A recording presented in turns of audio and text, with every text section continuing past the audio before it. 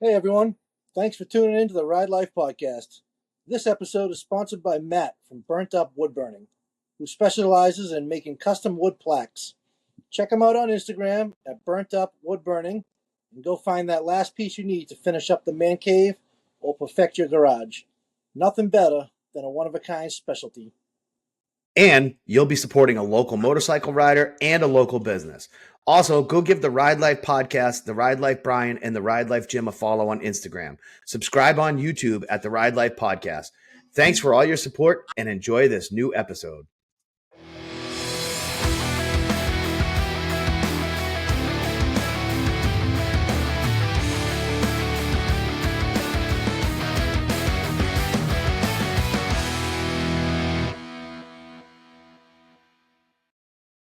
Hey everyone, thanks for coming into the Ride Life podcast. We're back with yet another episode on a Sunday, dreary Sunday. But anyway, we got Jim back. Jim's back from the south.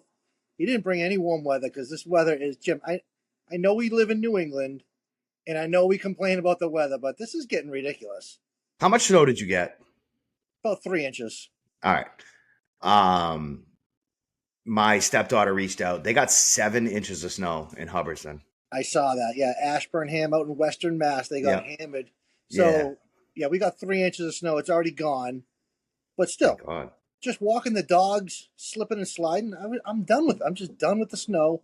I want to play golf. I want to ride my motorcycle. And can we just talk about golf for a second? Look, we got the I knew you were going to bring it up. the Masters. I mean, come on. It's got to be the season opener, the best major of golf, in my opinion. And what a tournament we had this Sunday. Rory McIlroy finally won his Masters to complete the Grand Slam of his career. One of only now 6 players to ever do it. He made history today, and it was fun to watch. So, I think if you're going to watch a golf tournament and you could only watch one or two, the Masters is definitely there. And then for me, it's a toss-up between the Open and the U.S. Open. I agree. I agree. Yep. Yeah, because the PGA is kind of, nobody wants to really watch that. But anyway. Yeah, that's usually just kind of like a normal course. It's not a normal course for us, but like a normal course for them. And scores are usually outrageous. And yeah, well, that's the thing about the Masters. It's played at the same place every year. It's the only major that is hosted at the same spot. So it's real fun to watch. But oddly enough, and I was because I was looking into it. When I was in Columbia, South Carolina, that's only like an hour and a half from Augusta. Really? Yeah, because I was playing around on my phone. I looked on the map. I said, "Holy shit, Augusta's like an hour and a half from here." Yeah, hallowed ground they call it. But yeah. Anyways, let's get into some motorcycle talk. So, actually, how was your training down in South Carolina? Did you have any fun? Did you play any pool? Did you hustle anybody? Did you do? I did not. I did not play any pool. I did not hear from the guy you said would shout out. Yeah. Matt Daddy, what the heck? You can't. I ripped through. So listen, here's the thing, right? We brought up the weather. So I left here on that Saturday. I think it was like the March 30th. And it was 40 degrees when we left at 2:00. We had to go to Hartford, pick a guy up. We hit southern New Jersey. Like, you've made that drive. You know, when you're in like the end of New Jersey, there's a pilot there and we got to refuel the car. So we stop, we refuel the car. I get out of the car. I go, holy shit. It was 72 degrees out. Yeah. At like, however long it takes to get there. It was dark. So it was 8, 9 o'clock at night. It was dark. And it was warm. Like, really warm. Like, I took my sweatshirt off and warm. Well, that was the weekend where it was 83 degrees in New York City and it was 36 degrees here. It was like a 50-degree temperature swing, within 4 hours. It was not cool. It's insane. And like that was the thing. So it's far, don't get me wrong. It's not like it's right around the corner. So we went down to Columbia. I spent Saturday, Sunday, Monday, Sunday, Monday, Tuesday, and half of Wednesday in Columbia, and it was warm. And it was nice. It was like 80. I love the area. Columbia is like a little bit of a city, but their cities aren't like, it's not like going to Boston or New York. It's different. Yeah, it's different. You're in Columbia, but you don't even see tall buildings until you drive for 25 minutes. Yeah, and did you guys rent any Harleys? I remember you saying that your buddy there was going to buy you. No, so I told you some bullshit went down. So, I really wasn't in the mood to do a whole hell of a lot that weekend. So we went up. We stayed in South Carolina, but we worked in Charlotte. So it was like a 20-minute, 15-minute drive, something like that. Gotcha. And we were up there, and I got to be honest with you, I want to move down there.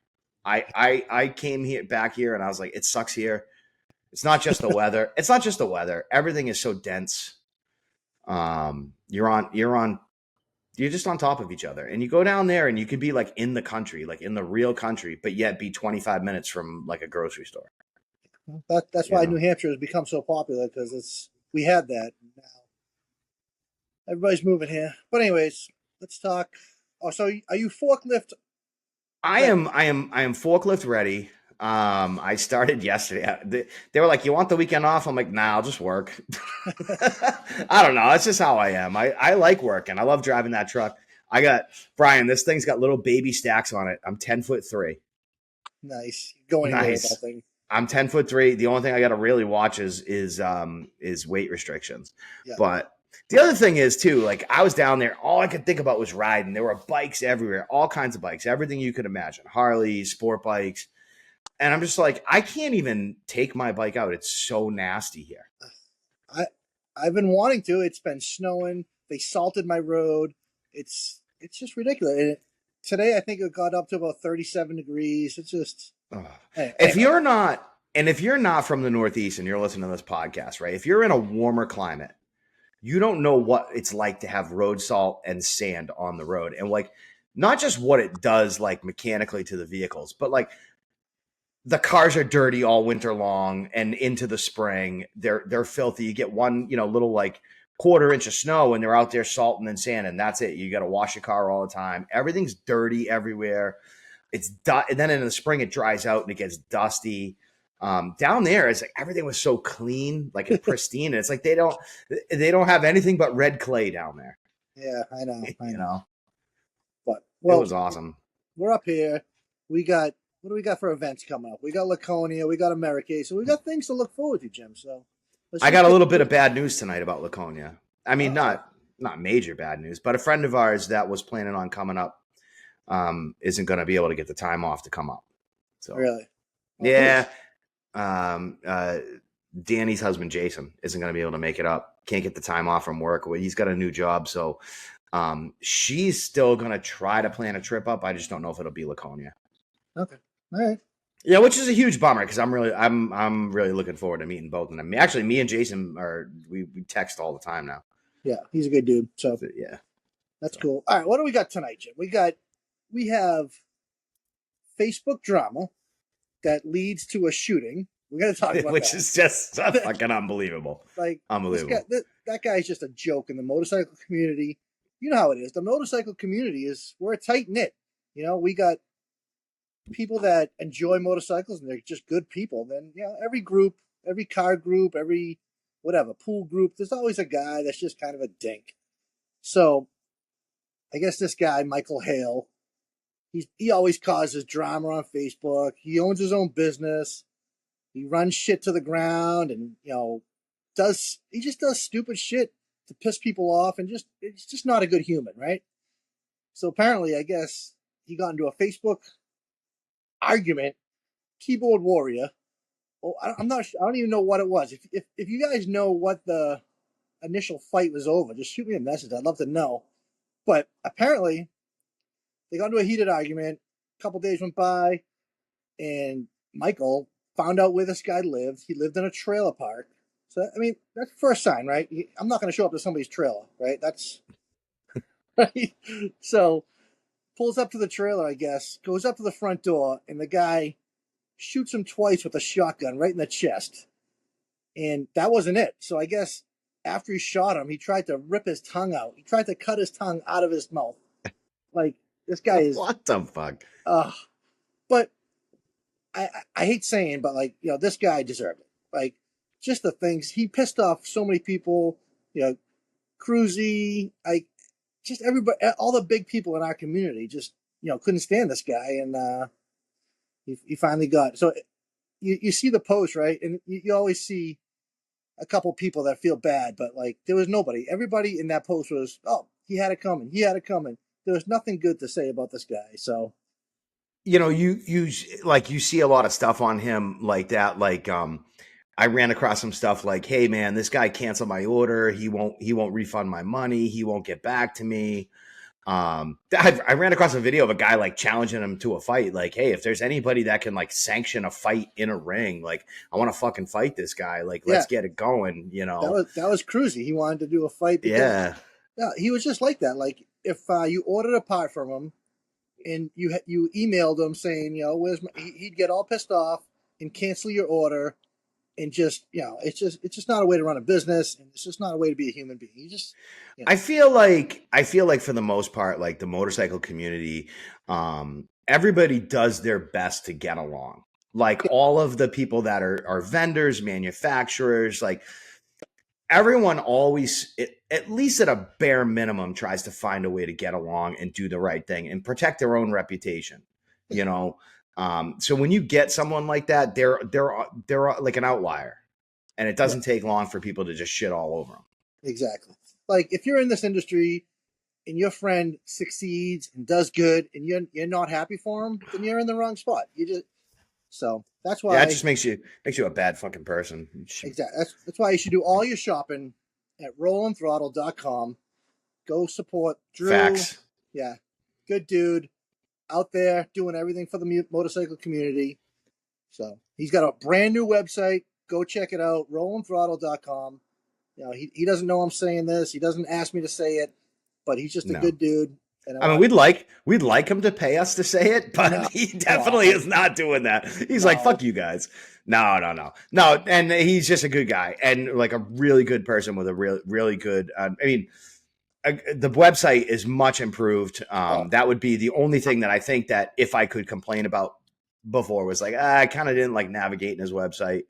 But there's times where he has parts in stock from certain manufacturers that the manufacturers don't have in stock. yeah. So, well, plus he just picked up Odin, so you get some gloves. Get your gloves from him. He's got all sorts of vests, all sorts of new stuff, and hopefully, because Dr. Harley had Daytona helmets on, so hopefully Drew is going to get in touch with him. They're going to have some Daytona helmets on their website. So, but that's all to become. But what else we got, Jim? I thought of something when you were talking about the community and stuff like that, and I was just thinking back to being down there. So when I was down there, one of the things that I saw that I've never really seen in abundance, there is a shit ton of motorcycle clubs down there. Yeah, Like, and not necessarily a one percenters. I mean, but randomly just driving by clubhouses, like all over. They're like the blah blah blah motorcycle club, and it's just a brick building with no windows. And there was a shit ton of them. I bet you I passed 7 of them. I mean, when you can ride all year round, you know that's the thing. And you have someone to ride with. That's why I would join a motorcycle club if anything, just to have people to ride with. You know, it's just having a brother, having someone to ride with all the time. It's a cool. You look at it, it's a cool thing to. But I don't think I could ever be in it. I don't know. I don't know. I kind of like. I love the idea of it and like the fantasy of it and like all the club and you're riding all the time and stuff like that. But then I'm just that guy that's like, but I gotta fucking work and I got kids and I got a wife and I got shit. You know what I mean? And like, and like, I want to go play pool and so whatever. So Maybe I'm more of a riding club kind of guy. yeah, there you go. An RC. There's plenty of opportunity for you, Jim. Come on, Yeah. you're finally stepping into the motorcycle game. You got your podcast. I'm telling you right now, Brian, I'm sitting here. You got a beautiful home where you are. I think you should sell it and move down south. Your wife works from home. She can work from anywhere. You don't think we've had that conversation? We've had. Trust me. It's.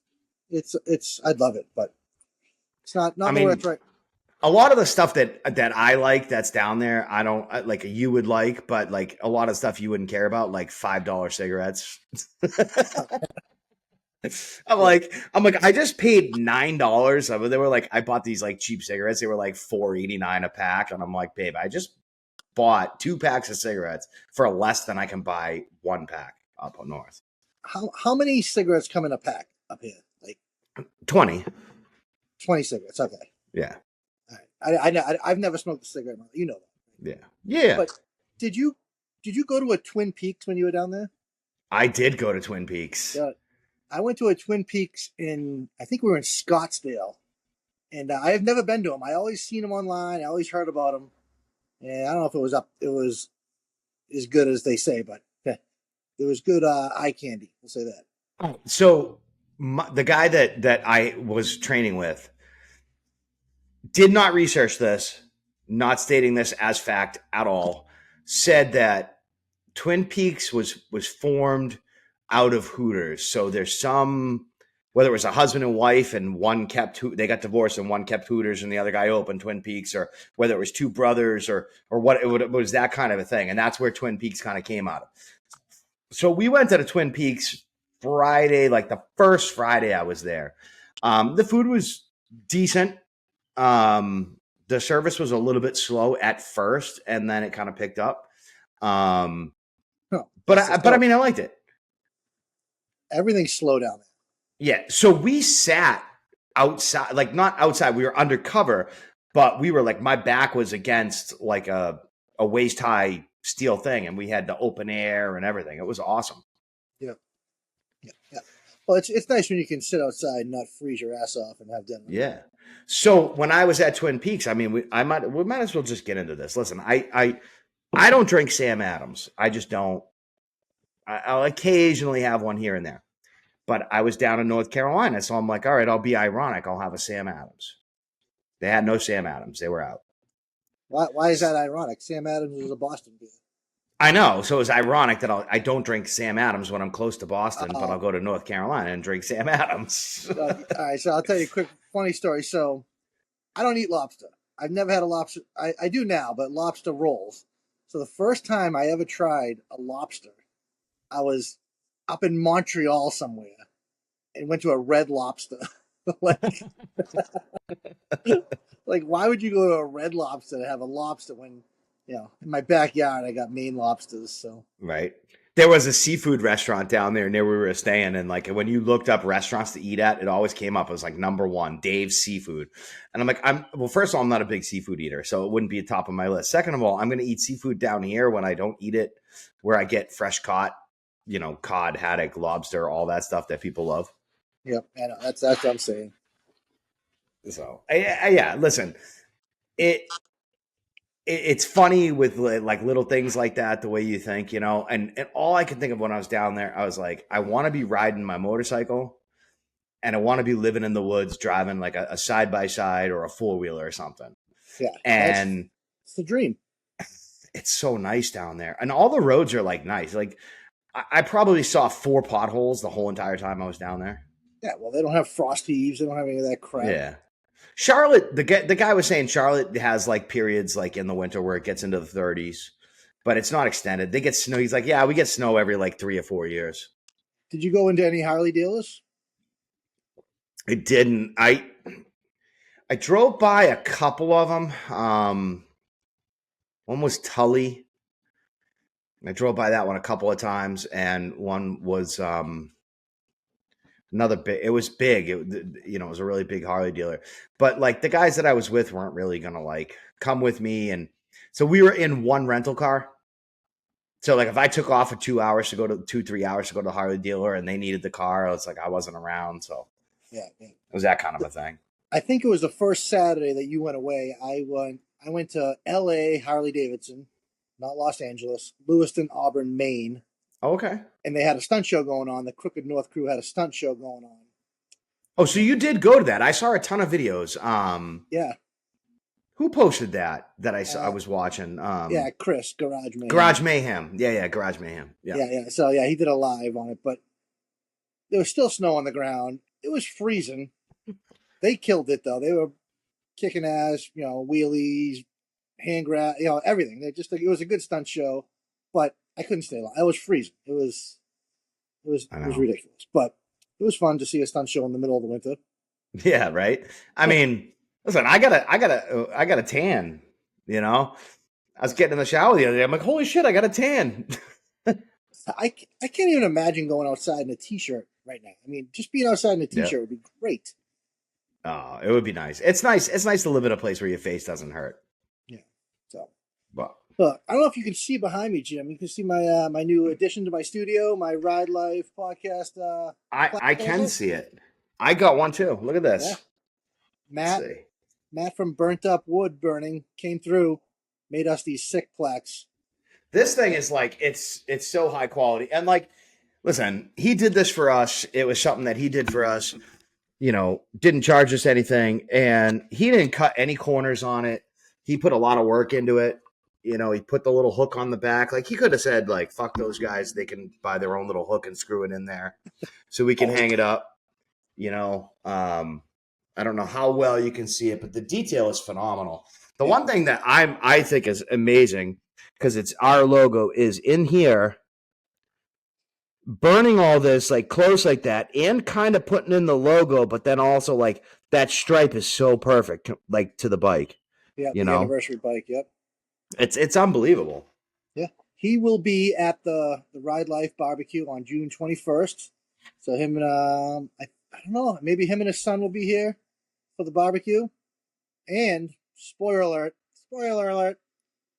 Matt will be on with us next weekend. So Matt, he's gonna finally come on to the video side. He's gonna come on and we're gonna hear all about his story about the burnt up wood burning. And I'm curious to see if was he a biker first? Was he a wood burner? What's his deal? So I'm gonna grill him a little bit, find out some stuff, and I think his son might come on too. So we might have a couple of guests on next weekend. So last year, I tried to get together, me and my wife and Matt and his wife, and the weekend kind of crapped out. It just kind of went in the shitter, of course, because we live in New England. So I'm planning on getting down there and meeting up with him and doing some riding too.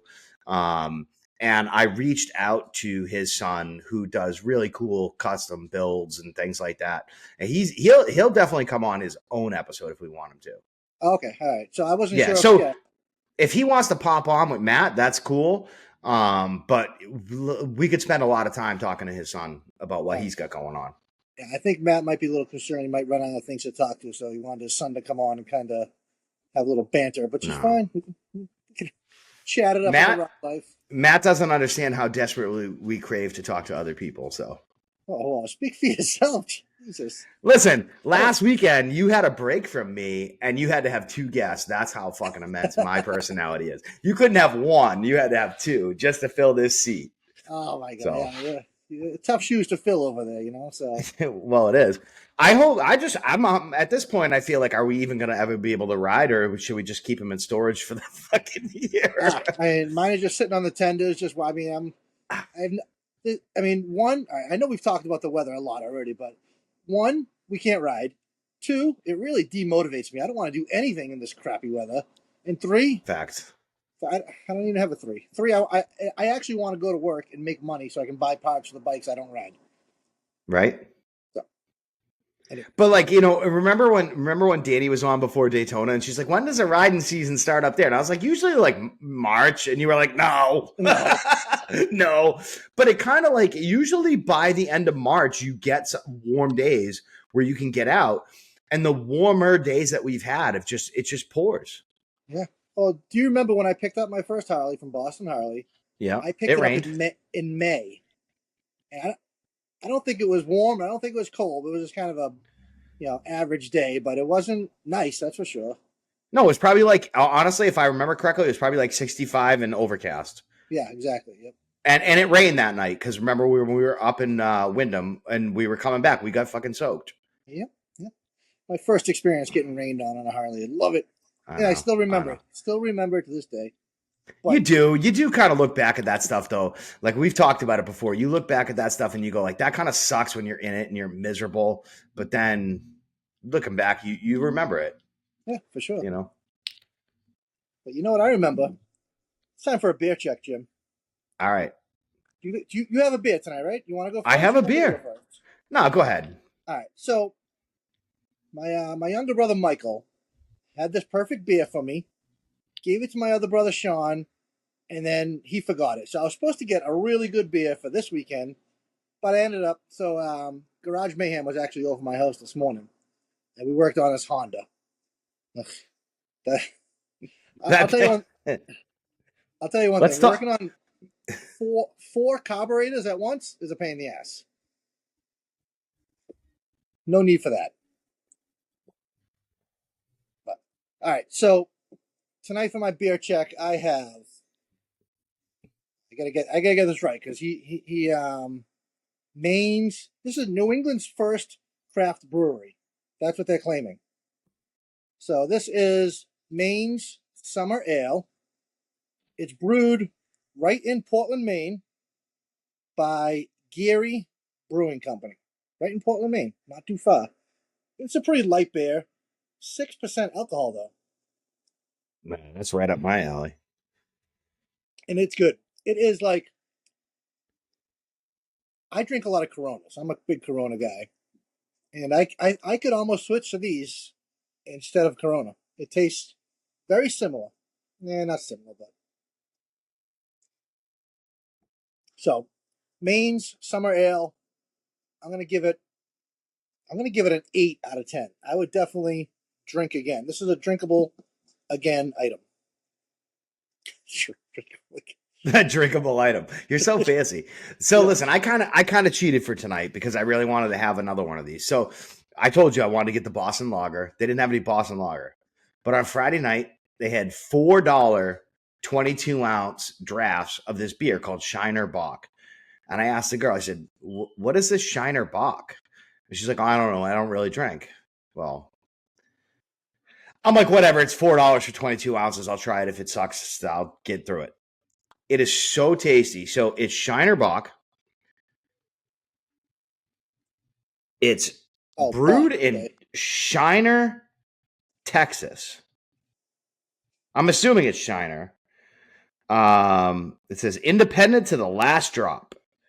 Here in Shiner, Texas, whatever. Population 2,127. But they've got a whole thing, and I was able to get this right down the street from my house. So it's obviously got to be pretty good. So it's a dark beer, but it's got a light flavor. And if it wasn't a little bit, it's not expensive, but it's like $10.50 for a 6-pack. You could pound these all day long. They're delicious. So when I had it down there, it was in a frozen glass, and it was really, really good. So I came home, I popped a bunch of them in the fridge, and it's delicious. And you can get these up here. So Shiner Bock from Texas, 100% darker beer, but light flavor. It's not heavy. You can't go wrong. Jeez, your exclamation is oh, gee, I can't even talk. It's making me want to drink. I'm giving this beer a 9. That's how good it is. A 9. That's a first. It's a 9. It's solid. And I drink Bud Light and Miller Lite, and I give those like a 4. And I drink those all the time. So that's how good this beer is. Wait, why would you drink a 4 all the time? What makes you drink Bud Light? Cheap? It's refreshing. That's the one thing about Bud Light. When it's ice cold, it's refreshing. All right. And that's what I like about it. So like when you take Bud Light and you put it in your fridge, it's one specimen. When you take Bud Light and you put it in a bucket of ice or in a cooler filled with ice, and on a hot summer day, you pull that out, it puts the chill right in you. It's awesome. I love it. I love it. I would love a hot summer day at this point. I saw 87 when I was in Charlotte. That was pretty nice. That's cool. Well, hopefully June 21st for the barbecue, it is a nice day because we got some things planned. So Garage Mayhem, he's bringing over his smoker. He's going to do ribs. All right. So we're going to have ribs. We're going to have cheeseburgers. My buddy Todd from Long Island suggested, which is a great idea, which I didn't even think of, to do some slow races. So you better practice, Jim, because you're going to get your ass kicked if you don't. Do you know what a slow race is? Yeah, I know. We watch slow races in Maine, remember, that's at right. Iron Tales? Listen, just because you're slow doesn't mean you can win a slow race. Do you not remember this? Yes, I did. Now I remember. So listen, all right, let's talk about Garage Mayhem for a second. So he's gonna do up some ribs, right? But like, he's gonna smoke the ribs, right? He's not gonna fucking boil them or some stupid shit, right? Yeah, smoke. All right, because my buddy Andy was literally on the TV show Barbecue Pitmasters. Yeah, but he's not going to be at the barbecue. Well, no, but like that, those are the ribs that I'm used to eating. No, well, you drink Bud Light. I mean, your standards can't be that high. My rib standards are pretty high. Oh my gosh. Do you like pineapple on your pizza? I think we talked about it. Yes, I actually do. I don't eat it often because when I get pizza, I always want sausage and mushrooms. But I do actually like a pineapple and ham pizza. All right, cool.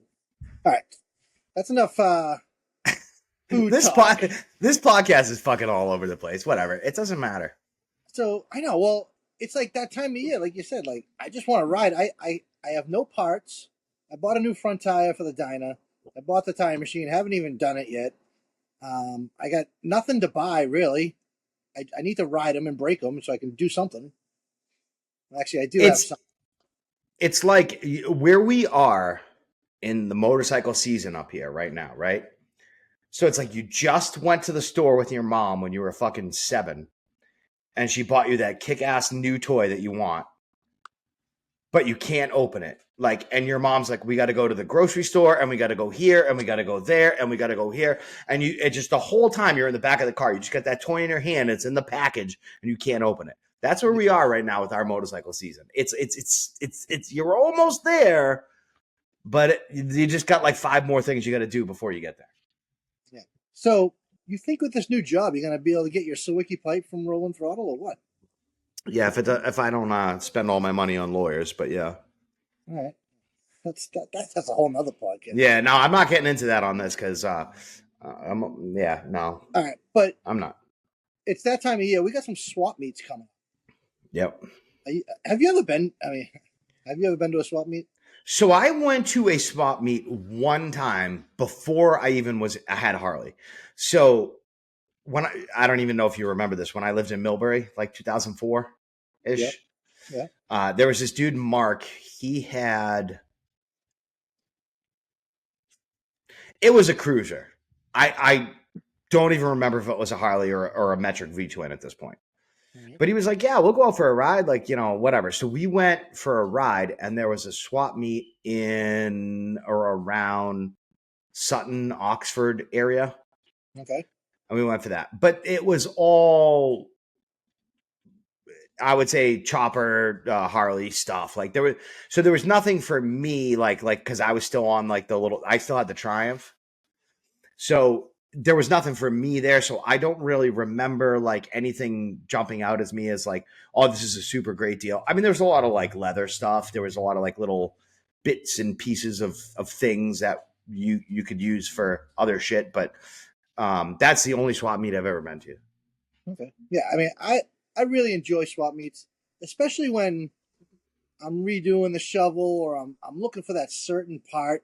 That's what makes swap meets fun for me. So you go there and you're looking for this exact part, in hopes that you can find it. If you score it, it's like makes your day.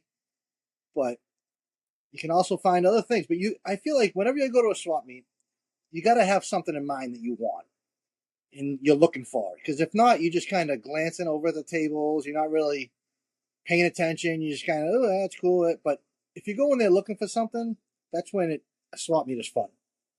I like to go to things, I'll say not like a motorcycle swap meet, but it's the same idea where you just are walking around and you're just digging through stuff and you're looking and you're like, you might not have something specific in mind, but you might find something that you really think is cool. Do you remember in Tewksbury, like, where the gym is, like the Gold's Gym across from like where Heartland used to be and the Papagenos and stuff? Yeah. Somewhere in that like half a mile, they used to have a flea market there. Really? Yeah. And I went there as a kid. Like my mom used to, I cannot remember my mother ever buying a damn thing there, but we used to go all the time. I mean, flea markets are one thing that you ever go to that. There's a flea market, indoor flea market that I think it goes all year round and they just sell a bunch of crap. Yeah, but the idea is kind of the same. If you think about it, when you go to a swap meet and you go through, like, there's a lot of stuff that's pretty much shit to you. It probably means something to someone, but there's a lot of stuff that you just pick through and you're like, yeah, here's a horn off a fucking 78, Norton. That, like, it doesn't mean it might be a cool thing, but it doesn't mean anything to you. Yeah. But at that flea market, I bought a bootleg Guns N' Roses live, like, cassette tape and some kind of a flag. Might have been a Marine Corps flag or something like that. I was like, oh, this is really cool. And, like, I like going through that. Like, I like the thrill of the hunt, of just going through things and finding stuff. So Yeah, that's what a swap meet's about. Yeah, for yeah, sure. I got to get to one. I get to one this year for sure, if not more than one.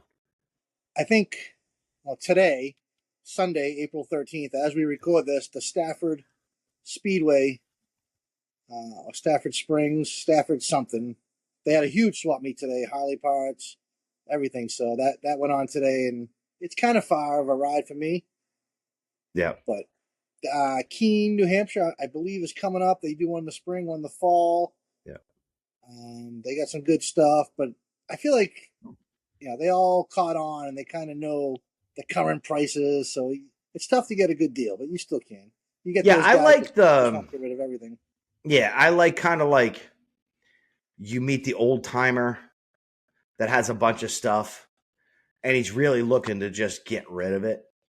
Oh yeah. And you can usually like talk to them for like an hour and then spend $25 on something that's worth 100 because because they're just a good guy and they're like, this has been in my garage or my shed forever and it's just time to move on. Yeah, well, you get those guys that they go to the swap meet because they got, like, over the winter they've gathered all these parts and they don't want anything, so they load it all up into their van, go to the swap meet, unload it all, and they're like, I don't even want to load this thing back into my van. Just if you even look at it, if you touch it, it's $1.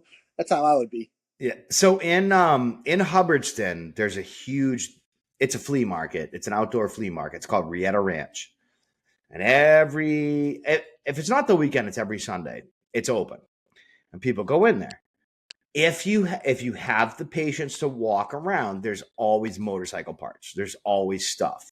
Yeah. The problem with that one is that you need to know what you're looking for. Cause guys, my buddy Martin used to do this. He'd go to a house, right? And they'd be like, oh, I'm trying to get rid of shit. And he would just like lowball the hell out of them. But he would offer to be like, well, I'll take all of this and I'll throw this shit out for you. And they'd be like, all right, great. And he would have all this stuff. And he wouldn't know what it went to, but he knew it was a set of exhaust pipes, as an example. You know what I mean? So there's a lot of that there. So you got to know kind of what you're looking for. Yeah, for sure. Yeah, those motorcycle specific, you could find something really cool. They have no idea what it is. If you know what it is, then you can get lucky. Yeah, I love that stuff. Yeah, swap meets are fun. I might actually get the Fox body out this year, take it to some swap meets. That would be a good day. So I get to cruise around the Fox body, get some motorcycle parts. That sounds like a good day to me.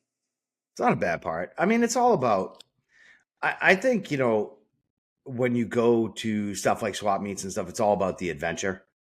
Oh, yeah. So make a day of it. Yeah. What do you think about the CEO, Harley Davidson, planning to retire? Yeah, well, you think he's planning to retire or are they fucking firing his ass?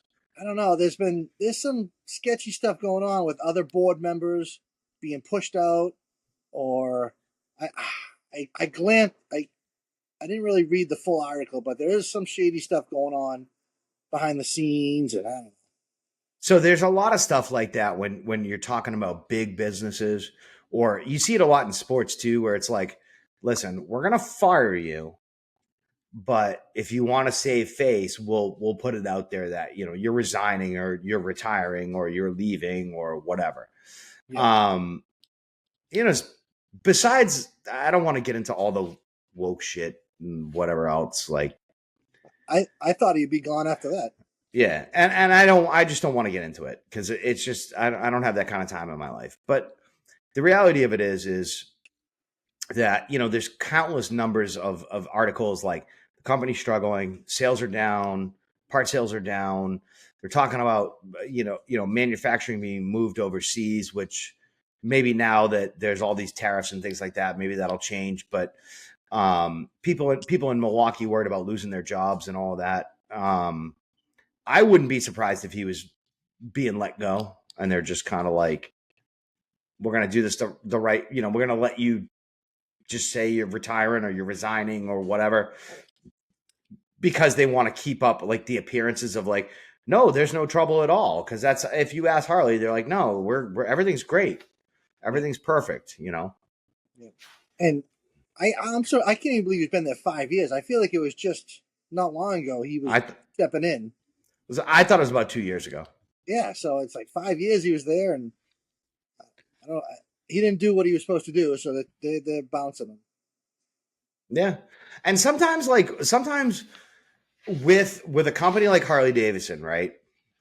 They would do really, really well to hire a CEO who's not actually a CEO. Don't hire another business guy. Hire a guy that is really like passionate about motorcycles. Gibson Guitars did this. So Gibson Guitars, like for years, they had business CEOs, and they were doing all these things, and they were making a decent product, but everything always appealed to like these little niche markets and things like that. They ended up hiring this guy that really wasn't a business guy, and the company is doing phenomenal now because he knows guitars. He's passionate about guitars. He knows what guitar players want.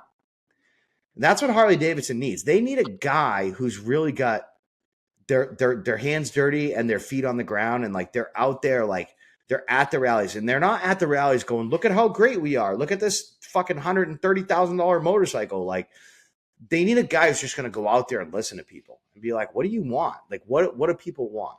That's what Harley Davidson needs more than anything right now. Yeah. They need a CRO, a chief riding officer. Yeah. CRO for sure. That's a great way to put it, man. Yeah, that could be me. I'd fit that job. No but way. They do, and they really do, and like, yeah, that means that like that person might not be the best guy to balance the checkbook, so to speak, and like, but they're gonna help build a product that's tailored towards what riders want, what people want to have. Well, for me, right? If I'm gonna go buy a brand new Harley, and I walk into the dealership and I see a dude in a suit and tie, all spiffed up, trying to sell me a motorcycle, like, I don't want to buy a bike from you. I want to buy a bike from the guy with a friggin' long beard, tattoos, guy who's been around motorcycles. He knows what he's talking about. I can go back and forth. I can talk to him about something, and he will know what I'm talking about. Not a guy that's got to go, oh, let me look that up for you. Yeah, that's what I want. You want to have someone that really understands like the questions that you're going to ask.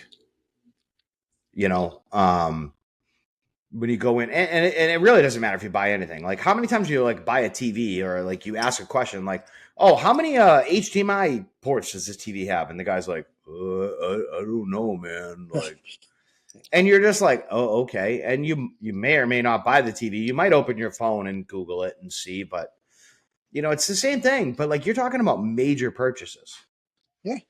Like, when I bought my first Harley, that dude, Jason, I still remember his name, Jason, he rode. I remember seeing him out at the bar a couple, after I bought my bike. We were riding. He was riding. We were both riding, He knew the scene. He was all about it. So it's like, it just makes feel more comfortable buying. Like, even like in your like a guitar. If I'm gonna go buy a guitar, I'm not gonna go buy it of someone that doesn't know what it is. I want someone that plays the guitar, or pool stick, or pool cue, whatever you call it. It doesn't matter. Whatever it is, you want someone to be able to be educated on the product and be like, I don't just know about it, I use it. So like, you might go in, like back in the old days, just as an example, because an easy way to do it. I really want a Dyna, and here's why I want a Dyna. And they say to you like, okay, well, here's why Dynas are great, but here's why Softails are great. What's better for you? But I think, yeah, you're right. You're right there. But I think Harley salesmen's, whoever's coming through the door, like you or I, we kind of already know what we want. So I kind of want you to tell me, yeah, it's gonna be an awesome bike. You're gonna look good on that bike. That's perfect bike for you. Yeah. You know, I had one when I was Sure. this. You know, you can do this. Whatever. I remember when I bought my Street Glide, and the guy was like, "Dude, have you looked at Road Kings?" And I'm like, "Yeah, I love Road Kings, but I want to have a fucking this is like I want a Street Glide. Like this is what I want." And I went there specifically to look at 2 Street Glides. Yeah. And that was it. Well, But you want someone that like can say like, "Hey man, listen, I know you love Dynas, but go take a test drive on this before you make a decision or whatever," because they know the differences. true. Yeah. So, what was the selling point when you bought your Street Glide? Was it the color? Was it the sound? What was it? All right, so the specific Street Glide I bought, it was a combination of the price, the color, and the miles. Because I wanted used, I didn't want to buy a brand new bike for obvious reasons. And I still to this day have not seen many of those that color. What do they call that? What is it? What year is it? 2014. 2014 is charcoal pearl. Charcoal pearl. Yeah, they throw around that pearl word a lot. My Road Yeah. Glide's black cherry pearl. It doesn't look black at all. It's maroon. I think if you really like clean my bike up real good, put a good polish on it and get it in the sun, there's that little bit of like color pop that comes out to it, but it's not a lot. Yeah, it's tough. I mean, that's a great color because it's not going to get dirt. It's not going to show dirt. It's not going to show scratches, but it's never going to be like a dark red with that deep paint job. You know. Yeah, it's not. So my bike, even if I did all the amazing things to it, but I left that paint, no one's going to look twice at my bike. It's gray, for lack of a better term. And it's not even like, I really like the billiards gray with the gloss finish. I like that a lot. But that's the thing about gray. But like, I didn't want an orange one and I didn't want a black one. Billiard teal. That was a sick color. Billiard teal? Yeah, billiard teal. I gotta look that up. What did they put that on? Road Glides. I think it was a 21 color. Oh, no shit. Yeah, that was a color I really liked. I mean, Harley doesn't come out with too many colors that I'm like, kind of gotta have, but that color. Oh, okay, yeah. Yeah, you see it? Yeah, it's a good looking color. They're oranges, obviously, but I don't think they've ever made a full orange bike. Like a complete. No, they did. They did? Yeah, because I think a Dyna was. no, they were orange Street Glides, like 10, 11, 12, something like that. That's right. Yeah, I remember those. They were and that was the thing. They were everywhere. When I bought my bike, those orange Street Glides were everywhere. Street Glides were huge. They changed the touring game for Harley. Yeah, for sure. You know what's funny about that billiards gray color? I play a lot of pool, and I that color just doesn't exist. The billiards teal, I just looked it up real quick. That kind of does. So there's different sets of pool balls. There's like your standard pool ball, and then like there's the TV pool. So TV pool has different colors. Like the 4 is pink instead of purple and stuff like that. And then like another ball is purple. I forget what number it is. The 5 is usually like an orange. It might even be the 5 is purple and the TV balls, but there's kind of a teal in there in the TV balls, which is weird. And then there's other like ball sets that I have 1 or 2 weird colors. But the billiards gray, like other than if somebody has a gray pool table, I've never seen that gray appear in billiards at all. I never have either, but I'm not a big pool player, so yeah. I don't know. Well, you know what, Jim? I'm gonna go to sleep and hope it's supposed to be 60 degrees tomorrow. So facts. Hopefully, if I'm gonna go to work. I'll hopefully have a short day. If it's nice out, I'm gonna at least do a little ride. Same here. Have you started your bike up at all this year? Oh yeah, well I started it like 4 weeks ago to move it. Oh, okay. Yeah. I don't know if that counts or not. No, but Time to get out. I got this Simpson helmet, man. I'm ready to lay this Simpson helmet down and put it to work. So Yeah, I mean, I'm waiting for some reviews. I mean, I've been only waiting all this. I think that I thought we might review it on the podcast instead of because I've tried a few times and I'm kind of like I don't really know, like I'm a fucking idiot trying to record myself, but It's not I'm easy. excited. I'm excited to try this thing out.